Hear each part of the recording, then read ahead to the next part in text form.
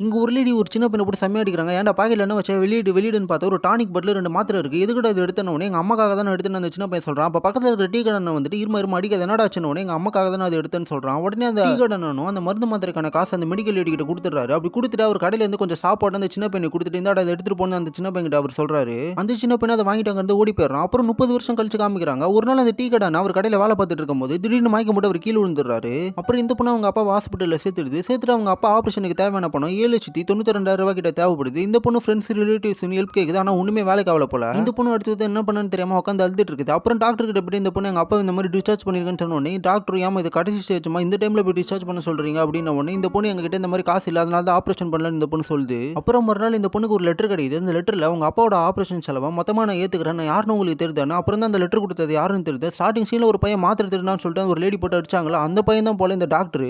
இந்த டாக்டரே அவங்க அப்பாவோட செலவை ஏத்து அவங்க அப்பாவுக்கும் ஆபரேஷன் நல்லபடியா பண்ணி முடிக்கிற மாதிரி காமிச்சு இந்த ஒரு ஸ்டோரியை முடிக்கிறாங்க.